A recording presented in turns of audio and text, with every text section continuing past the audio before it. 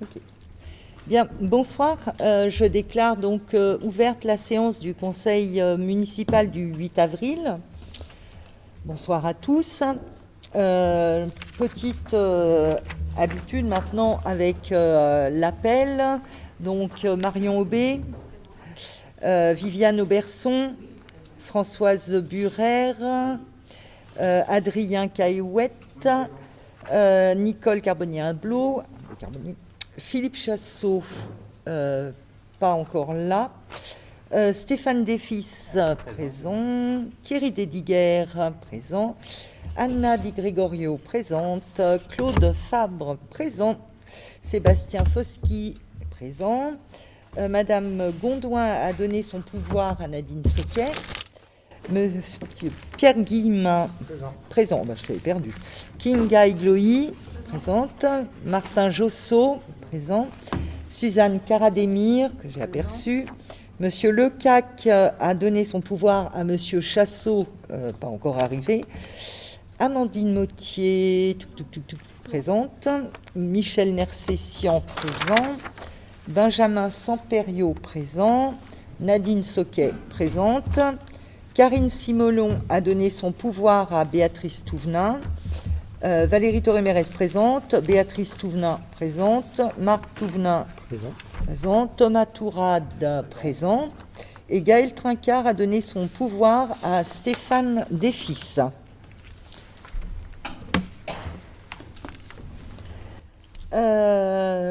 Je vous propose, est-ce que quelqu'un serait intéressé par être secrétaire de mairie avant de désigner secrétaire de séance, oui.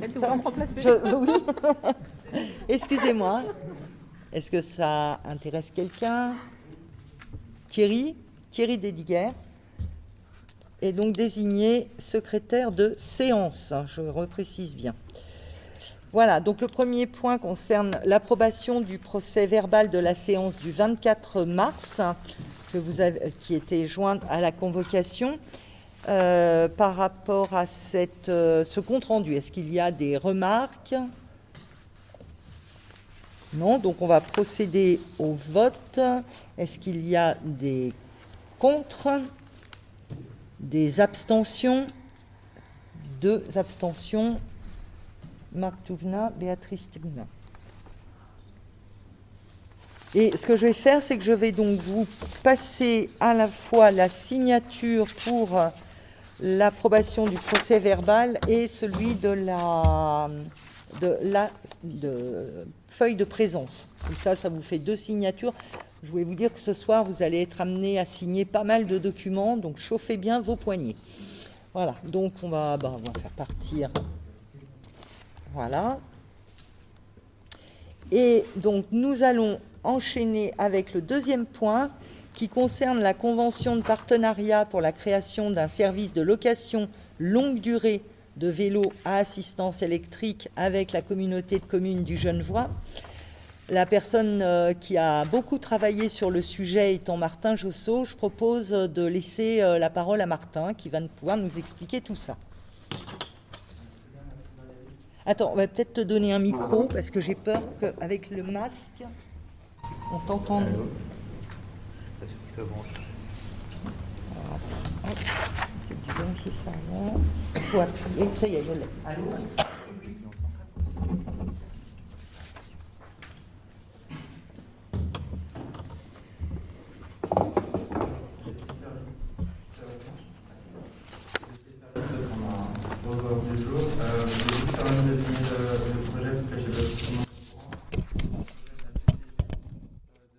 Service de location de vélo à longue durée, donc 4 mois de location pour les habitants, pour faire découvrir à la population les intérêts du vélo à assistance électrique et puis inciter les habitants à acheter un vélo à assistance électrique par la suite. Donc c'est un projet qui va démarrer fin mai avec 3 sessions de location consécutives de 4 mois qui seront non reproductibles pour que les vélos puissent profiter à un maximum d'habitants. Donc c'est une location à 130 € pour 4 mois, donc vraiment abordable. Ils sont basés sur le prix des transports en commun sur la CCG a priori. Donc il y aura, pour toute la CCG, il y aura 40 vélos, donc 120 120 bénéficiaires sur une année. Ça sera que des vélos électriques adultes limités à 25 km/h. Et puis les habitants des 17 communes vont pouvoir en bénéficier. Il y a une répartition qui a déjà été faite en fonction du nombre d'habitants. Et il y a 7 communes bénévoles, dont Collonges-sous-Salève, qui ont décidé d'aider à piloter ce projet.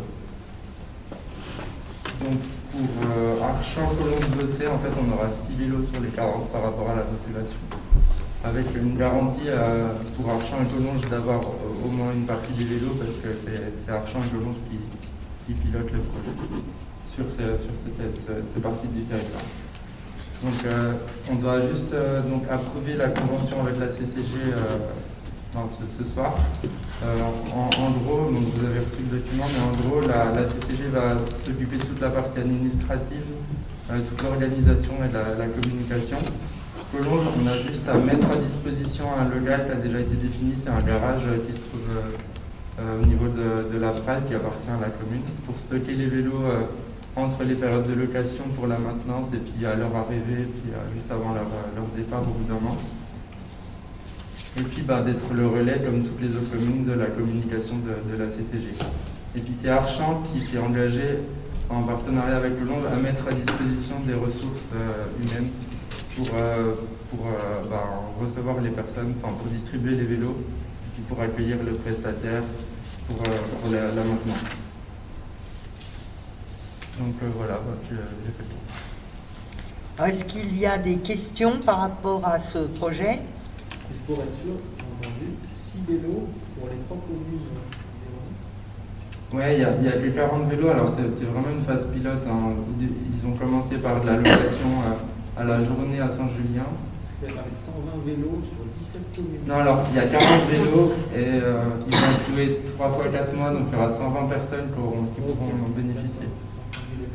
Donc à Saint-Julien, il y a 10 vélos, puis après c'est en fonction de la population. À Savigny, Jonzier, Dingy, c'est eux qui en ont moins, ils en ont 4, et puis après c'est 6, 8, 6, 6 pour des groupes de 3 ou 4 communes. Et qui doit s'occuper de trouver des preneurs pour ces vélos? Donc personne, il y a la CCG qui a travaillé sur des outils, des affiches et puis des... D'accord. La communication, oui.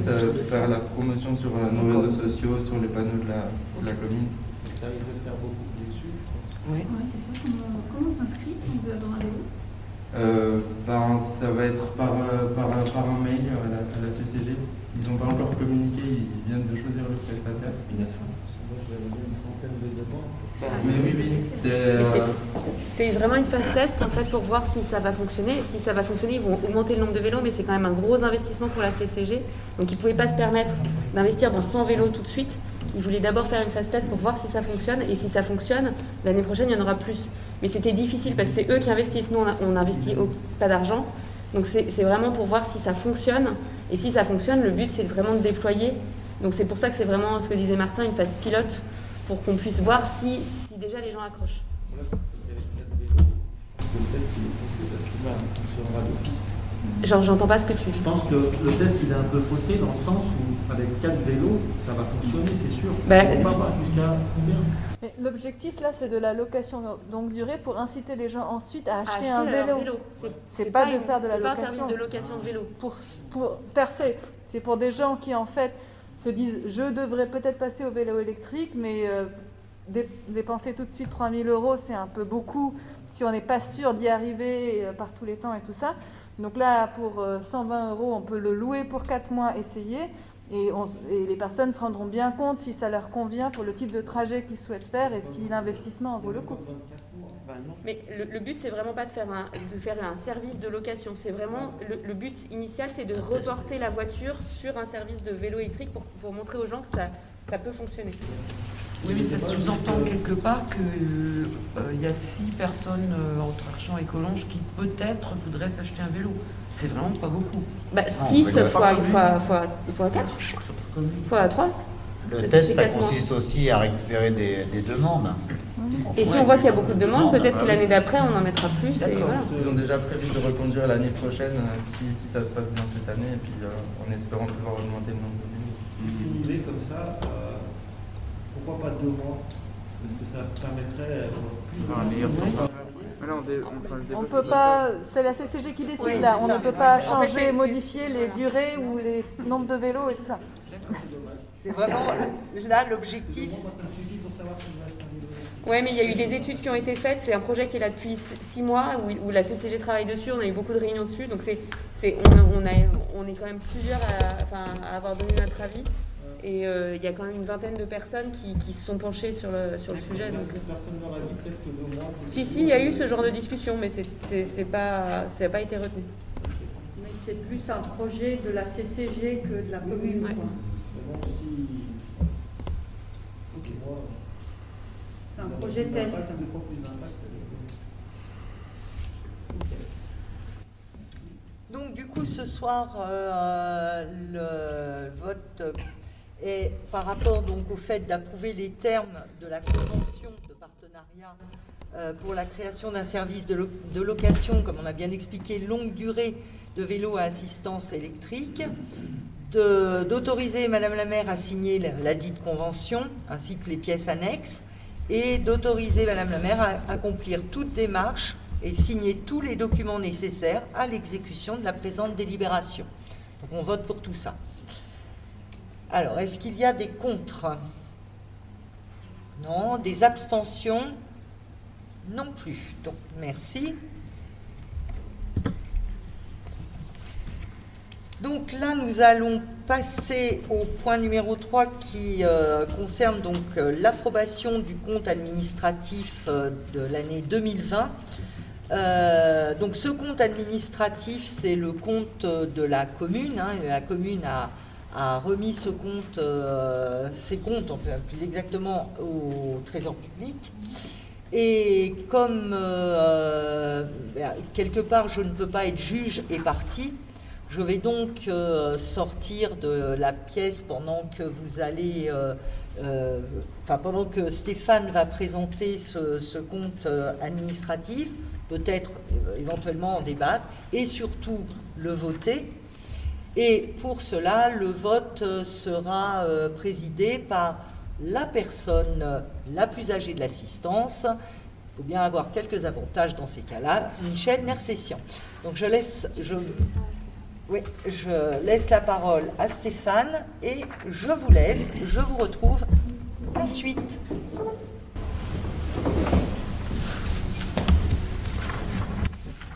Donc, le mois dernier, on s'était retrouvés, on avait présenté le budget 2021 et aussi une estimation du résultat 2020. Donc là, on a les chiffres finaux. Il y a des petites différences, mais pas de grosses différences avec ce qui a été présenté le mois dernier. Donc, pour rappel, au niveau d'une commune, on a une section fonctionnement, donc qui présente un résultat pour 2020 de 747 897,44 €, et une section investissement qui présente un résultat de 1 699 807,65 €. On a des factures d'investissement engagées en 2020 qui seront payées en 2021 pour 199 194. Ce que j'avais mentionné le mois dernier, c'est principalement la fin des travaux de la route de Verdi et route de Bossé. Et donc du coup, si on additionne les résultats du fonctionnement et le résultat d'investissement, on arrive à un résultat de clôture de 2 447 705,09 €, qui sont les résultats de la commune. Donc vous avez reçu avec la convocation le détail de chaque poste.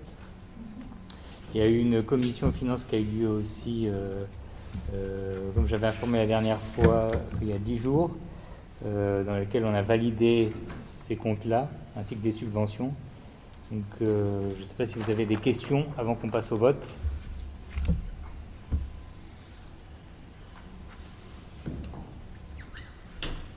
Pas de questions, tout est clair.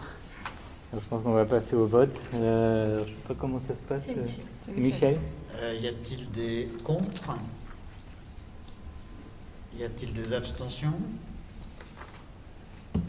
Merci, donc c'est adopté.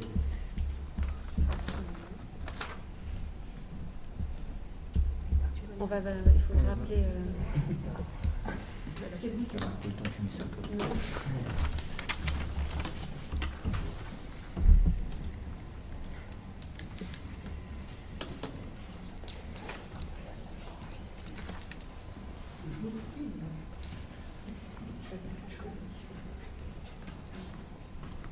Très discrète.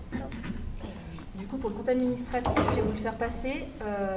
Il faut que vous me signiez la dernière feuille. Je vais juste remplir d'abord le nombre de votants et après je vous la fais passer pour signature. Moi, je peux continuer de toute manière. D'accord. Donc, nous allons passer au point numéro 4 qui concerne donc l'approbation du compte, cette fois-ci de gestion.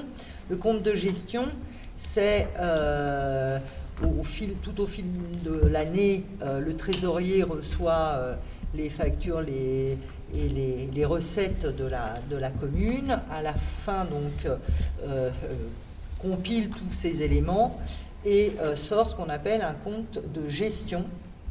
Et ensuite, on compare donc le compte administratif et le compte de gestion pour voir si ce que la commune déclare et ce que le trésorier a déclaré est cohérent. Voilà. Donc là, c'est la deuxième étape, c'est-à-dire cette fois-ci, c'est le compte de gestion donc qui est fait par le trésorier.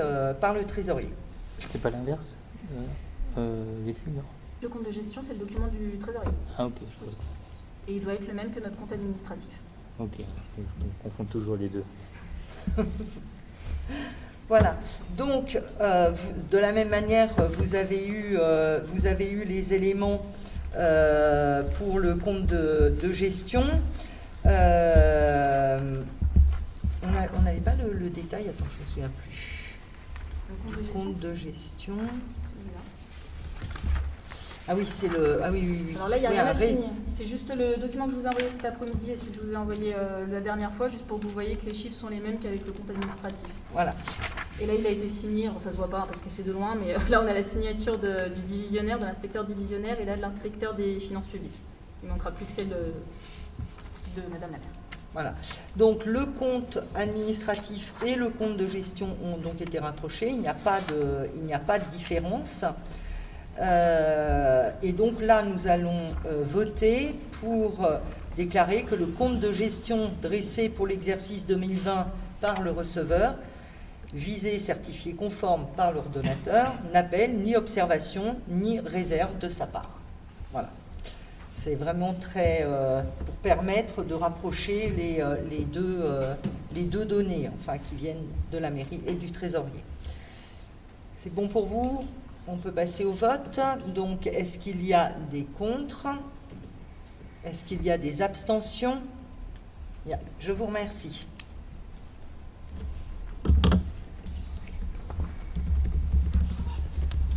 Affectation anticipée du résultat. Alors, c'est pas anticipé, du coup, vu qu'on a voté le 7, c'est l'affectation. C'est l'affectation tout court. Donc, le point numéro 5 qui correspond donc à l'affectation du résultat 2020. Le fait que nous ayons un solde excédentaire du résultat 2020 de la section fonctionnement, l'idée c'est donc de prendre ce solde et de le réinvestir dans la section investissement pour l'année 2021. Alors le compte, c'est le compte 1068 pour ceux qui veulent l'information. Et donc, l'affectation de la totalité qui correspond à 747 897,44 €. Voilà. Donc, le vote concerne cette affectation de l'intégralité du solde excédentaire et partir sur la section investissement de 2021. Est-ce qu'il y a des contre? Tu avais une question? Oui. Oui. Je ne connais rien du tout. Hein. Oui. Le fait qu'on investisse le compte de gestion de fonctionnement dans le compte investissement, c'est parce qu'on prévoit que le fonctionnement ne sera pas plus plus important. L'année, oui, en 2021, c'est ça ou... C'est habituel comme formule, c'est-à-dire que ce qui reste en fonctionnement sur une année est basculé sur l'investissement de l'année suivante. Est-ce que tu veux ajouter quelque chose? C'est un peu comme dans les entreprises, à la fin, le compte de résultat dans une entreprise, il va basculer en report à nouveau pour être distribué ou comme réserve, pour être gardé comme réserve ou comme être distribué comme dividende quand c'est dans une entreprise. Donc là, c'est la même chose. Le résultat du fonctionnement, c'est basculé en investissement, c'est une mécanique comptable apparemment du secteur public. Et en fait, parce que tout le fonctionnement, en fait, ça sert à financer les investissements futurs de la commune. D'accord, ok. Est-ce qu'il y a d'autres questions? Non. Bon, alors du coup, on va procéder au vote. Est-ce qu'il y a... Oui, pardon. Enfin, petite question, il est comparable à l'année passée ou aux années passées ou pas du tout? Le fonctionnement, je crois qu'il était légèrement en dessous. Oui, il est légèrement en dessous. Il était à 900 000, je crois, l'année dernière, ou de mémoire, il est à 747. Merci. Est-ce qu'il y a une autre question? Non? Ok, alors on va passer au vote. Est-ce qu'il y a des contre? Est-ce qu'il y a des abstentions? Bien, je vous remercie. Nous allons passer au point 6 qui concerne la fixation donc, des taux d'imposition au niveau donc, de la commune. Et ces taux d'imposition maintenant concernent donc, exclusivement les taxes foncières, puisque vous savez tous que maintenant on n'a plus cette taxe d'habitation. On vous fera d'ailleurs parvenir, je pense très prochainement, peut-être demain ou autre, un document qui est intéressant dans le sens où il explique comment il y a cette compensation de la taxe d'habitation pour les communes. De quelle manière ça va être, les communes vont pouvoir récupérer cette taxe d'habitation qu'elles ne perçoivent plus maintenant, qu'elles ne perçoivent plus pour les résidences principales, hein, puisque pour les résidences secondaires, ça reste de toute manière une recette pour la commune. Donc on a reçu un explicatif et je pense que c'est intéressant que vous puissiez tous le recevoir et du coup avoir les explications. Et donc ce soir, on se concentre donc sur les taux d'imposition des taxes foncières bâties et non bâties. Et la proposition qui est faite, c'est de ne pas toucher, de ne pas modifier les taux qui étaient en vigueur jusqu'à présent, à savoir que pour les taxes foncières sur le bâti, elles restent à 8,70% et pour le non bâti à 45,93%.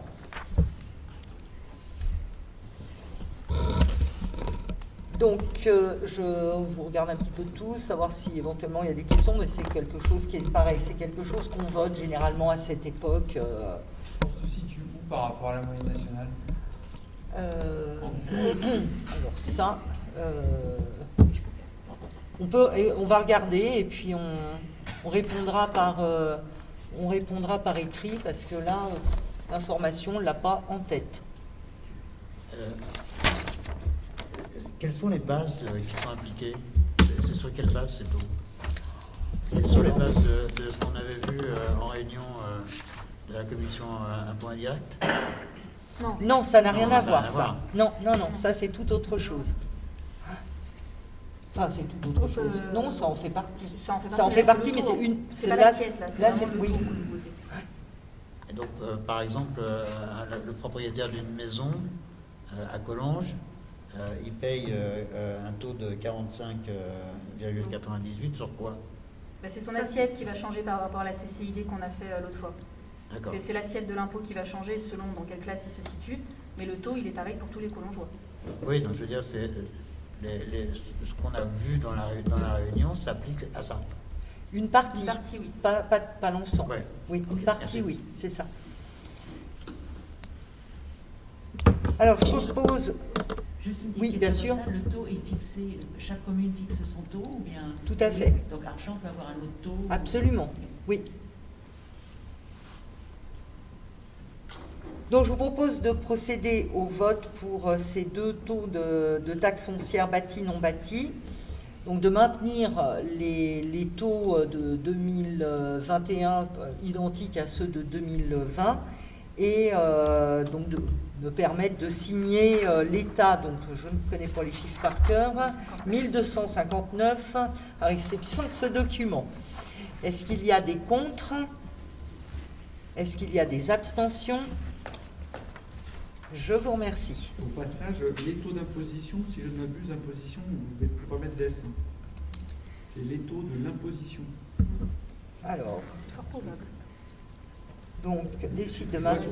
Ah Non, oui, au-dessus. oui, effectivement, sur la. Je les ai pas mis, tu vois, là. c'est- Oui, En vrai, alors il y ça est a pas. été corrigé sur les délibes, mais effectivement pas sur la note de enfin sur l'ordre du jour, effectivement.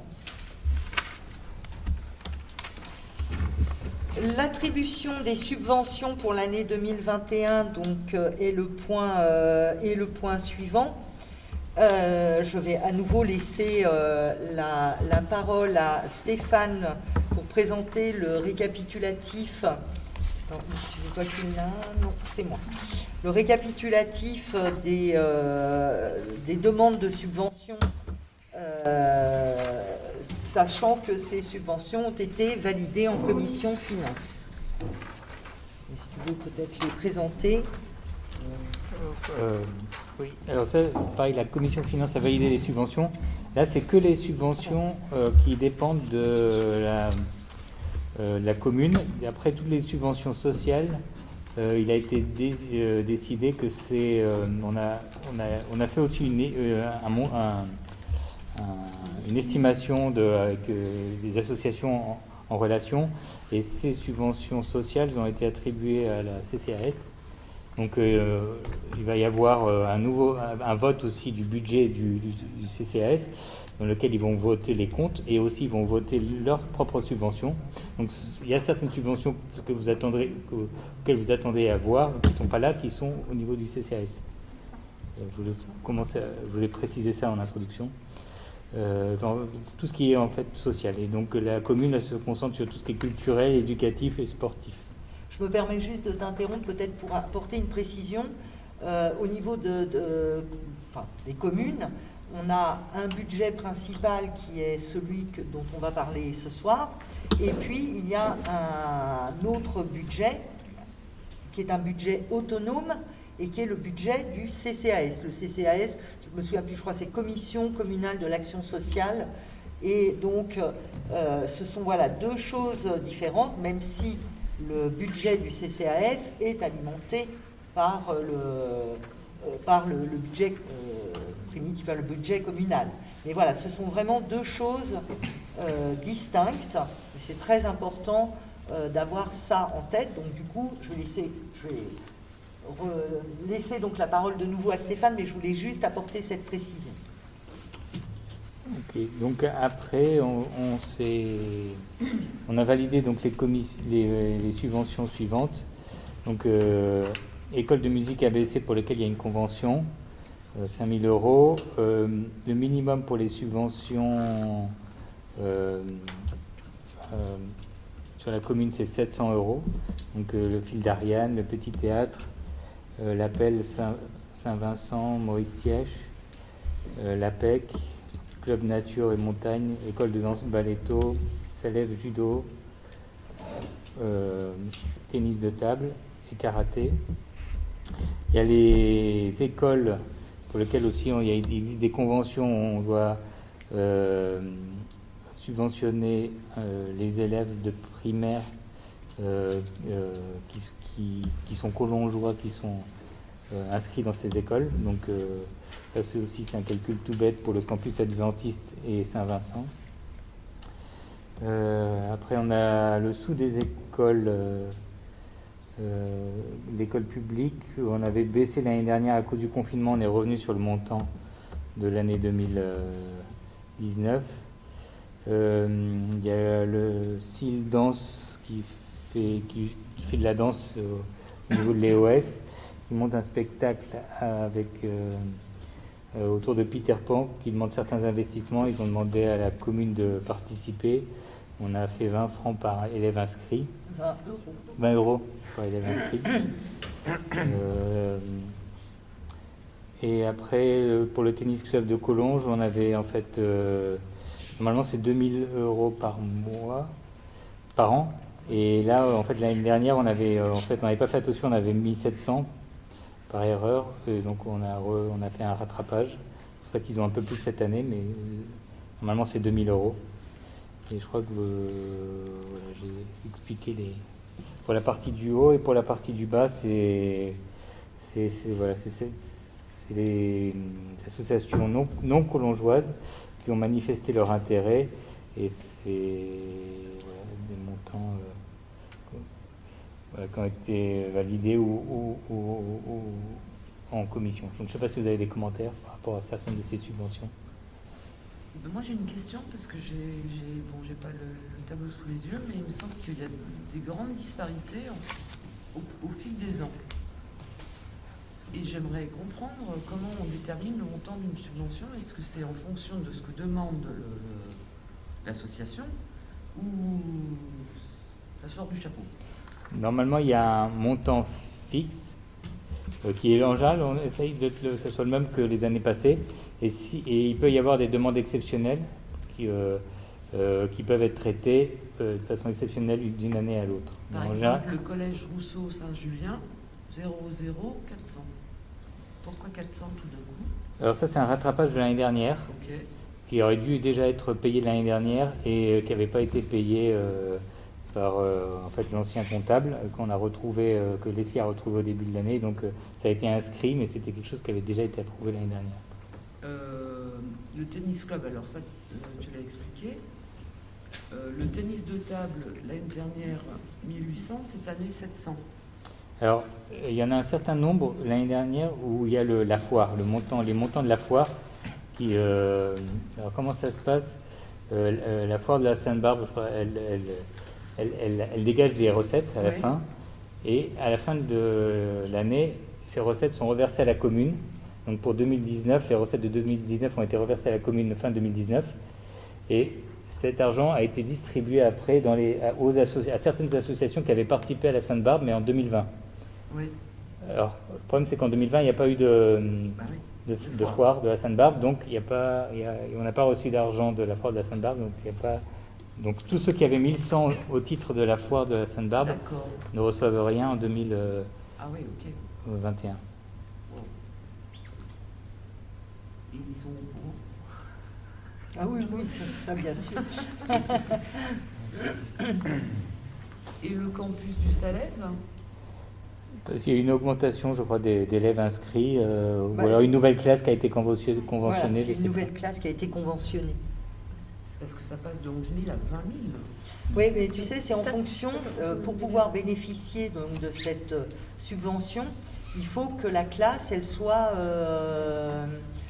conventionnée par l'État. Or, donc il y a eu un changement, il y a eu, je crois, une classe supplémentaire, une ou deux classes supplémentaires qui ont été conventionnées.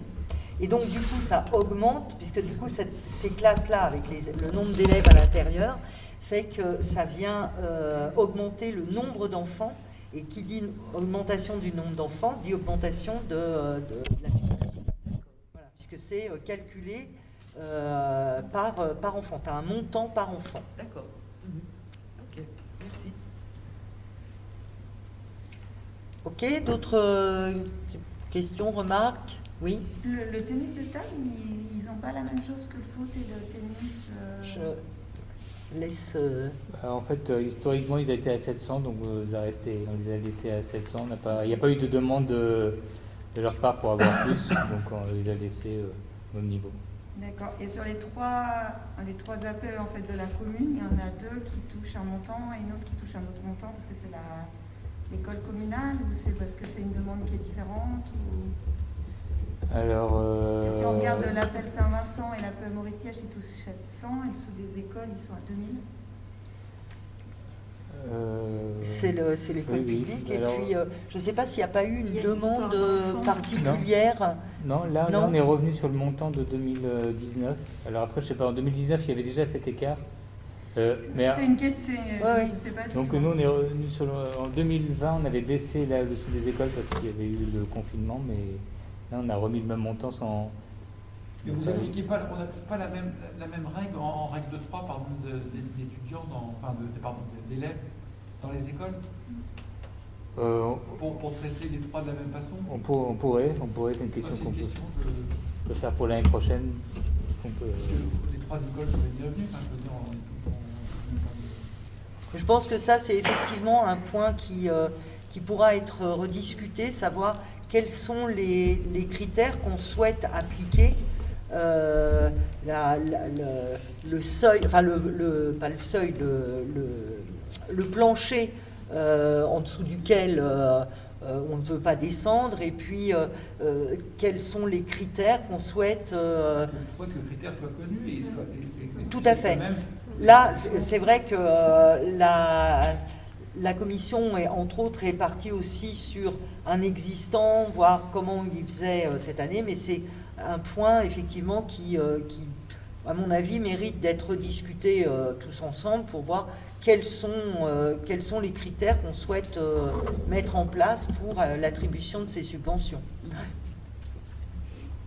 Oui. Stéphane t'expliquait tout à l'heure que, étant donné qu'il n'y a pas eu en 2020 la foire de la Sainte-Barbe, donc les bénéfices ne sont pas distribués pour l'année 2021. Alors comment ça se fait que, par exemple, pour le sous des écoles, ils ont quand même 2000, donc c'est comme s'ils touchaient quand même la subvention de la foire. Enfin, c'est comme ça que je le Non, parce qu'en fait, en 2019, peut-être dans le tableau que tu as, je crois que tu as 2019 ou pas? Oui. Oui. Et il y avait combien 2000 aussi, plus 1400 fois. Il y avait 2000, 2000 donc on a remis le même 1400. montant de 2019 sans. Ah, d'accord. Ah, ouais, d'accord.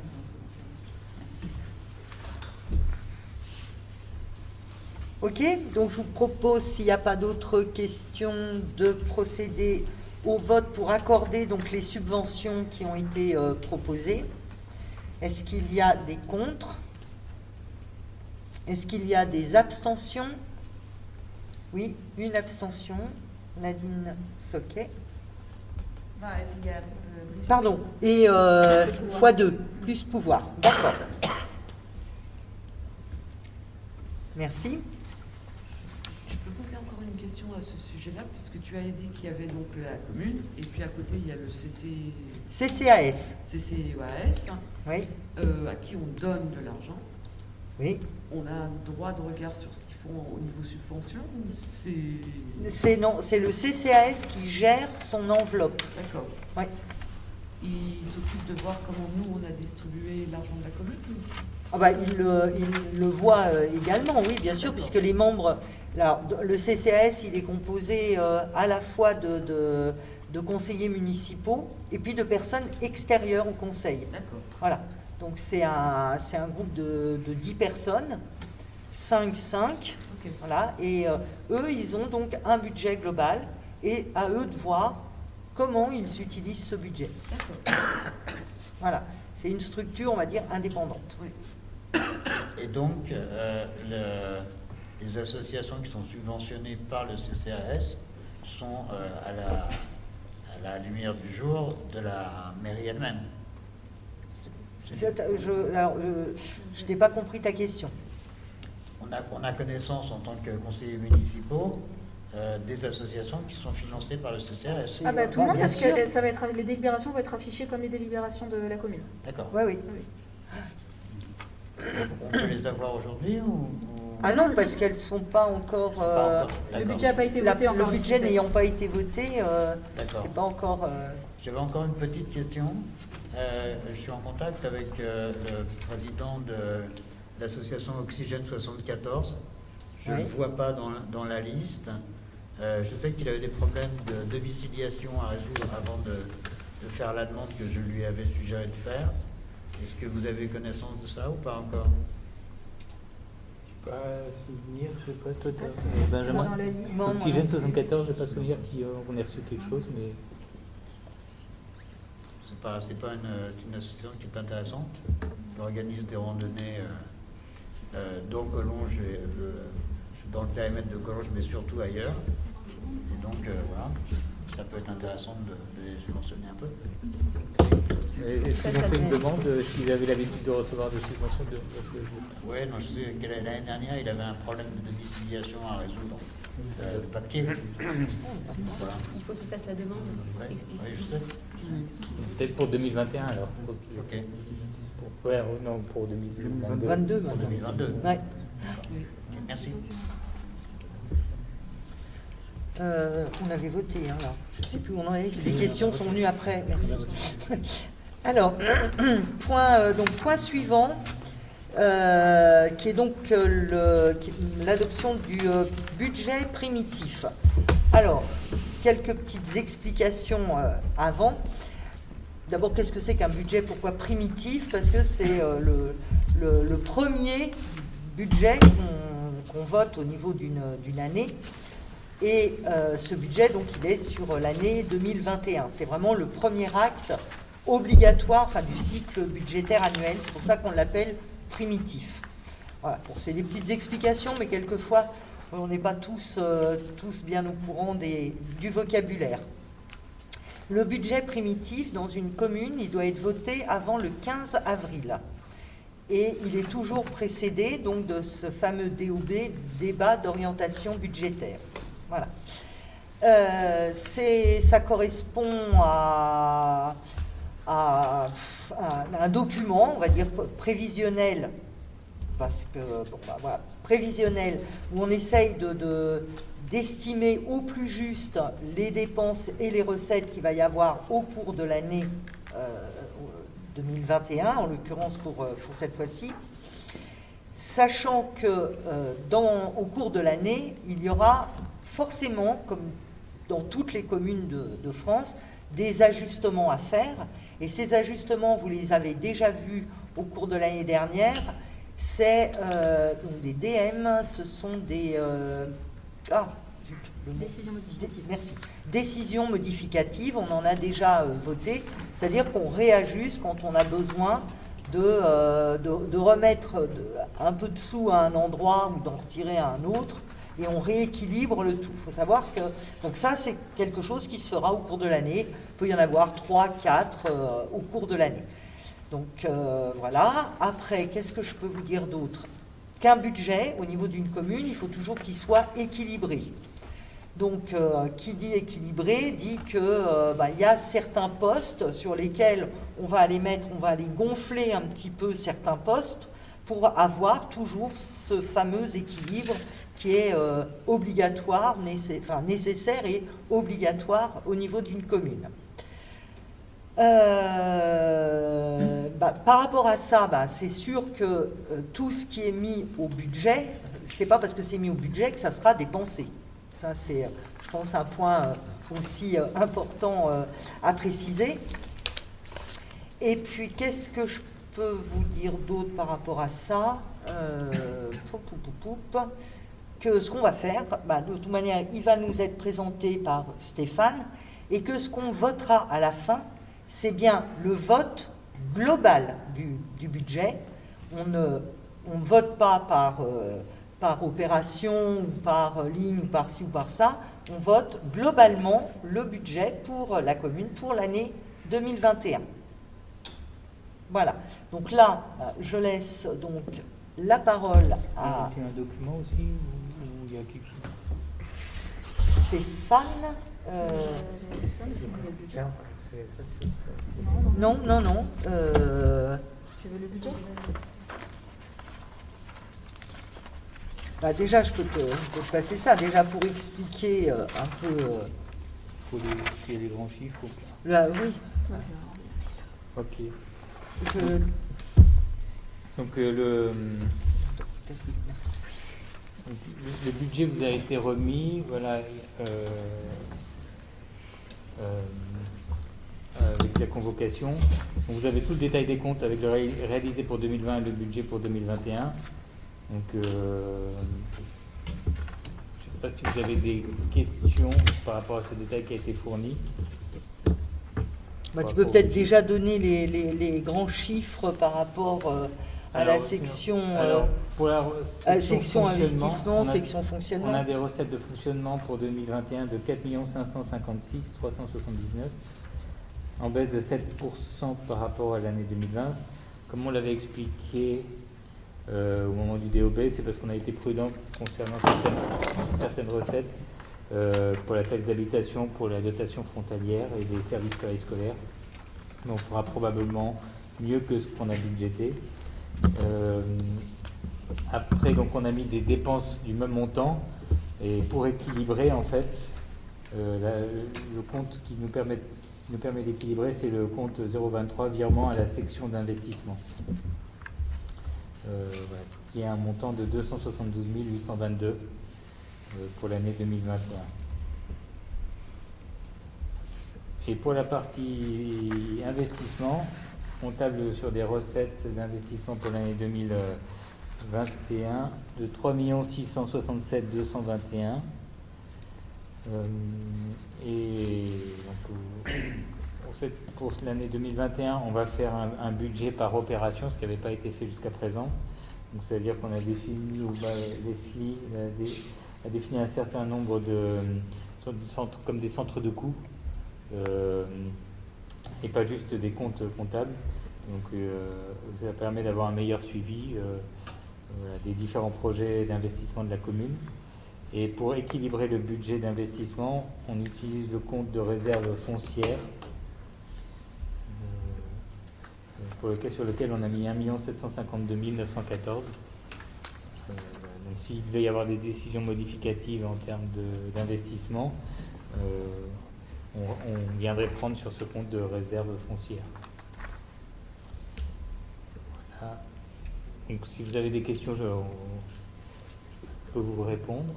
Mais normalement, vous avez dû prendre connaissance des documents avant la réunion.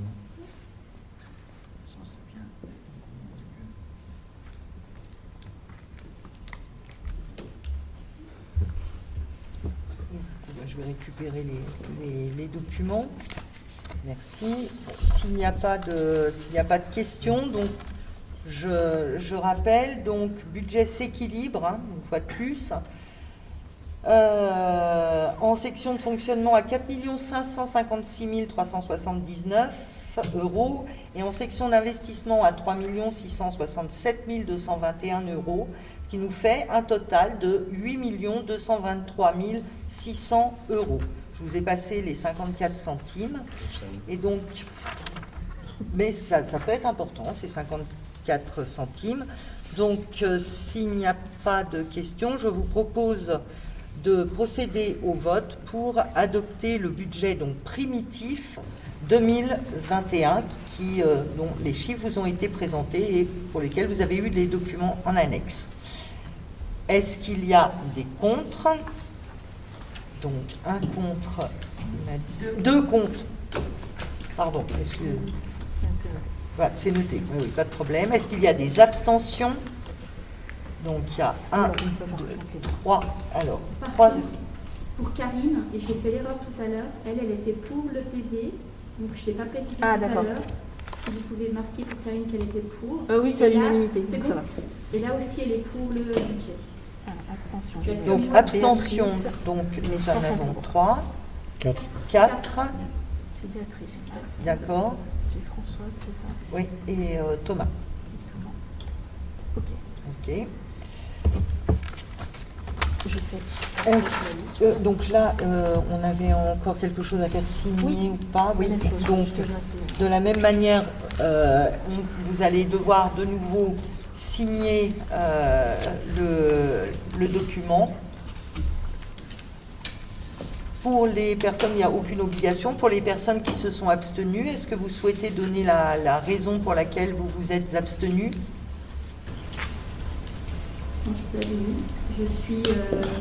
J'ai demandé des documents pour l'histoire du carrousel et de la ruche.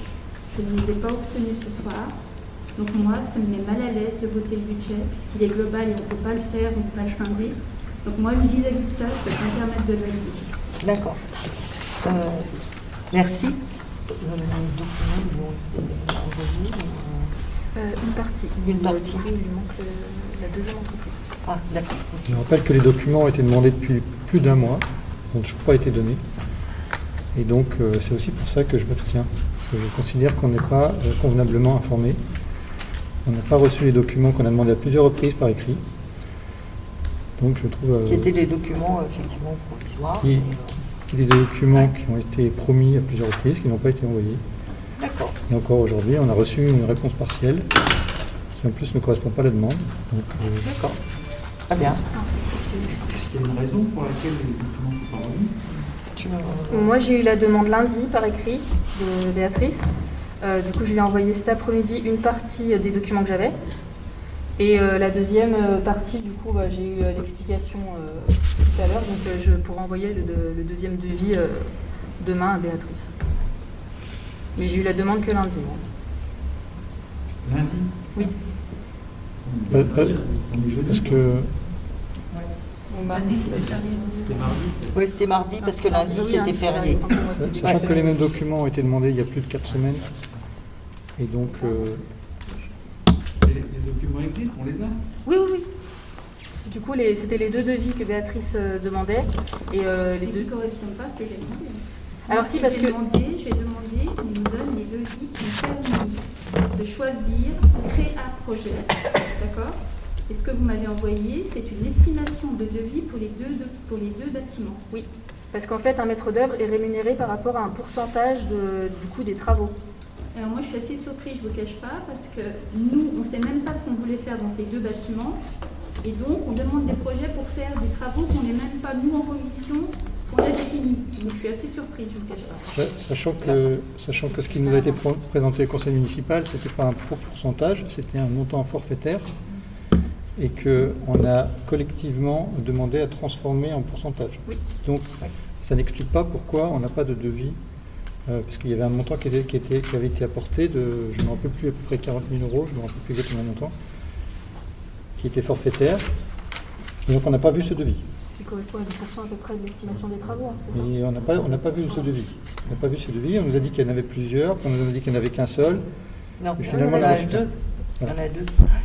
Donc je suis très surpris que 4 semaines après, on n'ait toujours pas pu recevoir le devis. Après plusieurs relances, il y a d'autres personnes qui ont relancé, qui n'ont pas eu également de réponse. Je pense à Thomas Tourat qui a fait une demande écrite, qui n'a pas eu de réponse. T'as pas eu de réponse? Et la demande écrite, elle a été faite à qui? Elle a été faite à Valérie, à Benjamin et à tout le conseil municipal. Tout le monde était en copie. Ah, bon alors là, mais il n'y a pas de réponse? Effectivement. Non, il n'y a pas eu de réponse. D'accord. Ok. T'as pas eu de réponse, Thomas? Pardon? T'as pas eu de réponse? Ben non. Ben non, et moi, ça c'est sûr que... Sur les points que j'ai demandés. Et en fait, les deux devis de Créa Déco, pas de problème. Mais moi, j'aimerais avoir l'ensemble du dossier pour pouvoir comprendre, tout simplement. Ok, bon, sachant que on ne va pas relancer le débat ce soir, il y avait eu pas mal d'explications données là-dessus sur le fait que ça serait repris. Hein. Donc, voilà. Ok. Je pense que donc ce soir, pardon, oui. Je veux juste faire remarquer que je ne me suis pas abstenu dans la mesure où on vote pour un budget global, mais si on avait voté point par point sur ce sujet-là, je me serais également abstenu. D'accord. Ok. Donc il n'y a pas de point divers ce soir. Donc je clôt la séance. Il est donc 20h, presque 20h35, 20h40. Comment? Ah, d'accord. Ah, bah alors, non, donc je ne peux pas clore tant que... Si, tu peux clore, mais... Je peux clore, mais... ne partez pas avant d'avoir mais ne signé. partez surtout pas avant d'avoir signé les documents, s'il vous plaît. Merci. Oui. Je voudrais remercier Stéphane, parce que le boulot qu'il a fait, à mon avis, moi je suis un total néophyte en matière de comptabilité, mais il a fait un gros boulot. Et je pense que ça serait opportun de le remercier pour son travail. Et par contre, j'aimerais que dans la suite des documents comptables, on ait un peu plus de précision quand Stéphane nous expose des chiffres, d'avoir une possibilité un peu plus concrète de se reporter aux documents qui nous sont envoyés, parce moi, franchement, j'ai beaucoup de mal à suivre, parce que je ne me repère pas par rapport aux documents. Mais en tout cas, Stéphane, merci. Alors, il y avait une commission finance qui était effectivement animée par Stéphane. Lors du précédent conseil, Stéphane avait proposé que toute personne intéressée puisse venir assister à cette commission finance. Donc, je pense que c'est un biais par lequel... Tout à fait. Donc, il y avait cette possibilité et voilà, c'est... Est-ce que tu aurais voulu en fait que je passe en revue le détail compte par compte, c'est ça? Pardon? Tu aurais voulu que là, au cours de la séance, je passe en revue compte non, par mais compte les différences? quand tu donnes un total, je ne sais pas à quelle page je dois me référer, c'est tout, hein, c'est pas plus que ça. C'était surtout l'occasion de te remercier. Effectivement, là, on n'avait pas de rétroprojecteur comme pour le DOB où j'avais pu montrer les choses plus clairement. Mais peut-être on fera mieux la prochaine fois. J'ai une question aussi par rapport donc, à ce budget primitif. À quel moment est-ce qu'on commence à étudier le budget primitif de l'année prochaine? Alors normalement, on débute ça en début décembre. Voilà. On commence à regarder et puis l'idée c'est décembre, janvier, on travaille dessus pour que février déjà on puisse en discuter bien en amont même du DOB et du vote du budget. Mais c'est pas un peu tard? Ah bah décembre, non, c'est bien pour déjà travailler 2 mois sur les premiers, enfin voilà, travailler sur le budget pendant 2 mois avant déjà de faire une première présentation et après les ajustements possibles en fonction des retours, des remarques et autres. Oui, mais la réflexion de Nicole est pertinente. Mais j'ai pas dit l'inverse. On vote en avril de l'année où on donne le budget, donc ça pour les néophytes, c'est très surprenant, mais c'est vrai que c'est, je dirais, c'est comme ça. Hein, non, mais on peut le voter plus tôt. Hein. Le 15 avril, c'est la date limite. On peut le voter bien Autrement plus tôt. dit, on pourrait commencer à discuter du budget en juin et le décider en décembre. Non, pas en décembre. Non, parce qu'on n'a pas les bases. L'État nous envoie plein de bases pour les impôts, la CCG aussi. Okay. Donc il y a il nous quand manque même des raisons administratives, techniques, comptables, qui imposent plus ou moins cette c'est difficile de le faire même avant fin février. D'accord. Voilà. Oui, là. Est-ce que ça veut dire que toutes les dépenses qu'on a déjà engagées, finalement, janvier, février, mars, oui. On les a fait sans avoir de budget? Alors, tiens, je te laisse éventuellement répondre parce que tu vas utiliser les bons mots. Parce que pour le fonctionnement, en fait, on n'a pas besoin de voter le budget pour pouvoir utiliser les crédits. Pour l'investissement, par contre, on n'a pu faire aucune dépense encore. Puisque pour l'investissement, il faut que ce soit voté par le conseil municipal et validé. Mais pour le fonctionnement, on a forcément de l'électricité à payer, on a des salaires. Ça veut dire que pendant janvier, février, mars, on ne peut rien faire. En investissement. En investissement, oui. Alors on peut engager, mais on ne pourra pas payer de facture avant le vote du budget. D'accord. C'est pour ça que plus on s'y prend tôt, plus on le vote tôt, plus on peut commencer à payer les factures. Pour l'investissement en général, les factures, ça prend plusieurs mois le temps que ce soit réalisé. Et je crois que le vote du budget ne peut pas avoir lieu tant que les comptes 2020 n'ont pas été approuvés, non? Parce que comme il y a des reports d'une année sur l'autre... Il y a des reports tout à fait. Alors on peut faire des résultats anticipés, mais c'est pas très juste du coup le budget. D'accord. C'est pour ça que ça décale au mois de mars. Oui. C'est pour ça que la plupart votent. Finalement, elle fait 9 mois. La plupart votent le vote en mars. Hein. Oui.